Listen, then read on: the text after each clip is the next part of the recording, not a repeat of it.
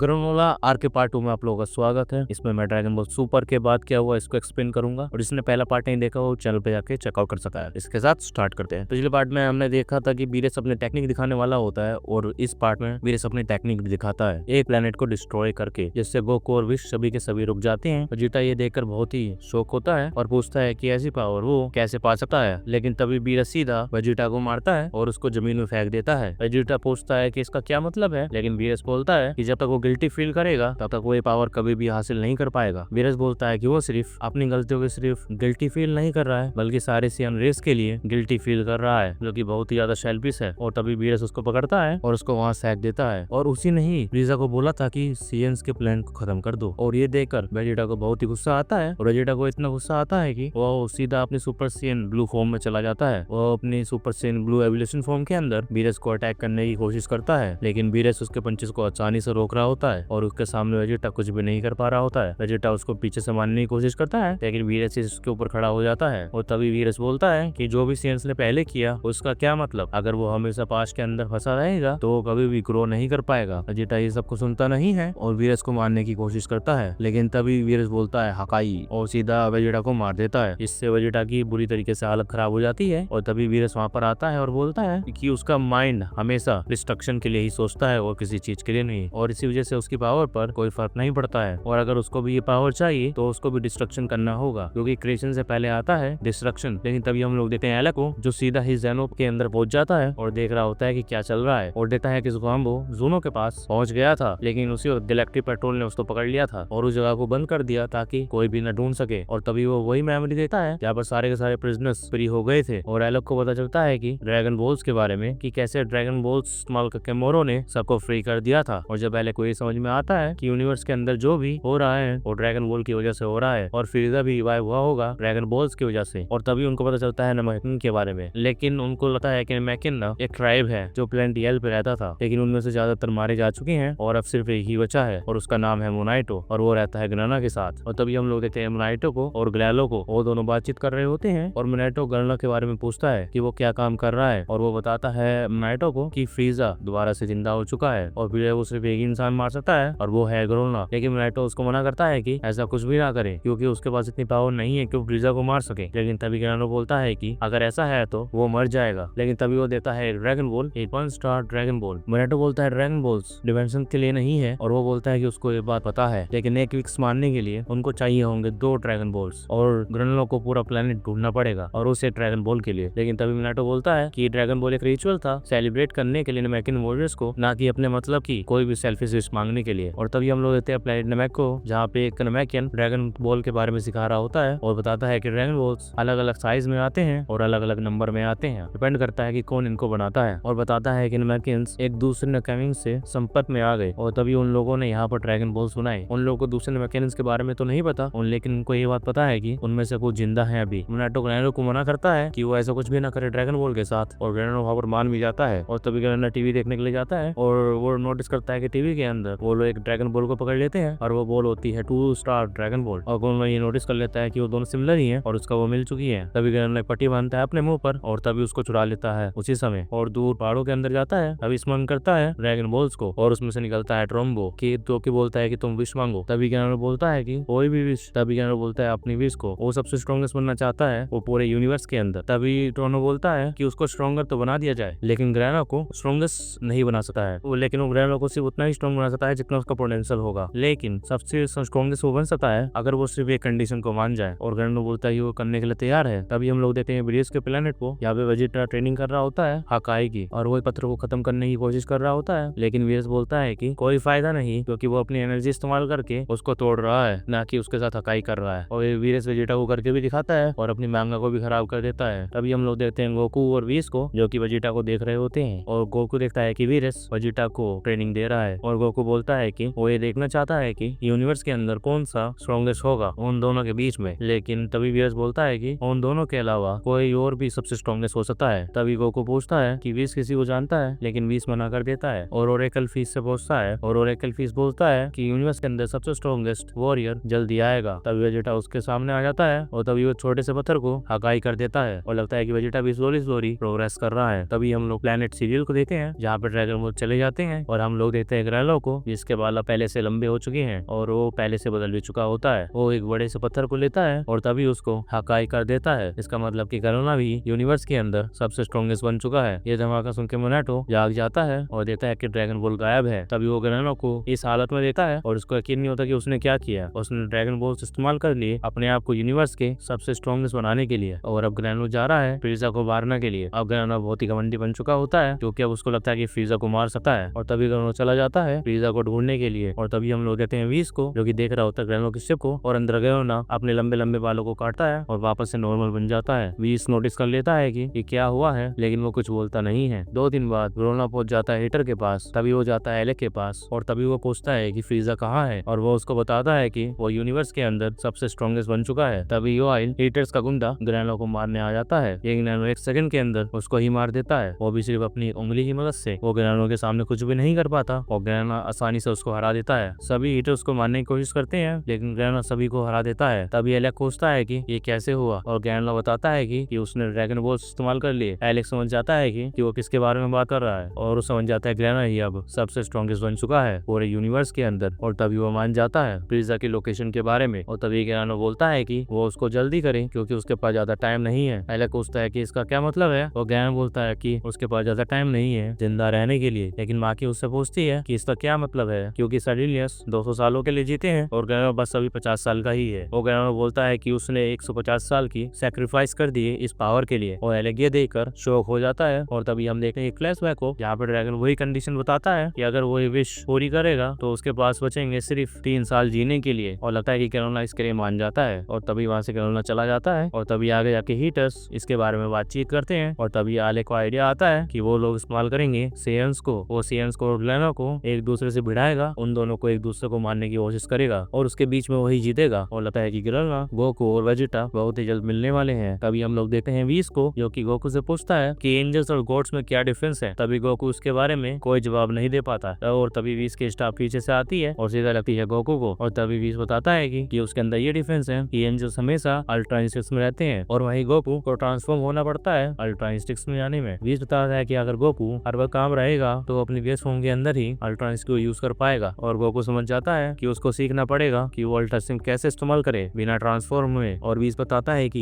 ये भी सही तरीका है, क्योंकि उसकी वजह से उसका स्टेमिना भी ड्रेन नहीं होगा और उसके पास कोई टायर्ड भी नहीं होगा। तभी व्हीस वेजिटा को बुलाता है, उन दोनों को बोलता है कि सुबह से शाम काम करना होगा और अच्छे से ट्रेनिंग करनी होगी। और वेजिटा और गोकू को समझ नहीं आता कि व्हीस क्या बोलना चाहता है, क्योंकि वो हर रोज ट्रेनिंग कर तो रहे हैं। लेकिन तभी व्हीस बोलता है कि शायद यूनिवर्स के अंदर कुछ अजीब होने वाला है, लेकिन उसको पता नहीं है कि क्या होने वाला है। तभी वो लम्मा की जाते हैं हीटर्स के पास, और तभी वो लोग देखते हैं एलेक को और गैस को। और गैस बोलता है कि वो भी ग्रेनोला से लड़ना चाहता था, लेकिन गैस बोलता है कि इसकी अभी कोई जरूरत नहीं है, क्योंकि वो अभी कुछ बुरा नहीं चाहता, क्योंकि गैस ही जो फ्रीजा को हरा सकता है पूरे हीटर्स ग्रुप के अंदर। और अगर सब कुछ उसके प्लान के मुताबिक चला तो वो बन जाएंगे सबसे स्ट्रॉन्गेस्ट पूरे यूनिवर्स में। तभी हम लोग जूनो के प्लेनेट को देखते हैं, जहाँ पर मागी को किस करना पड़ता है जूनो को, ताकि उसको जवाब मिल सके। मागी उसको किस करती है और वो अपने हाउस में उसको 10 सवाल देने के लिए तैयार हो जाता है। वहीं गोकू अपनी बेस फॉर्म के अंदर ट्रेनिंग कर रहा होता है अल्ट्रा इंस्टिंक्ट्स की, और वो ट्रेनिंग बहुत ही अच्छे से जारी होती है। और वहीं वेजिटा अपनी ट्रेनिंग कर रहा होता है और बड़ी बड़ी चीजों को हकाई कर रहा होता है। और इसी तरीके से टाइम गुजरता जाता है, और जूनो की मदद से ओल और माइकी को पता चल जाता है कि गोकू और वेजिटा की क्या वीकनेस है। और तभी ओल और माइकी पहुंच जाते हैं चीची के पास, और वो चीची के पास जाते हैं, बोलते हैं उनके पास एक रिक्वेस्ट है गोकू के लिए। और यहीं पर इस दूसरे पार्ट को हम खत्म करते हैं। जिसको पसंद आई हो एक्सप्लेनेशन वो वीडियो को लाइक, चैनल को सब्सक्राइब जरूर करना। Thank you for watching.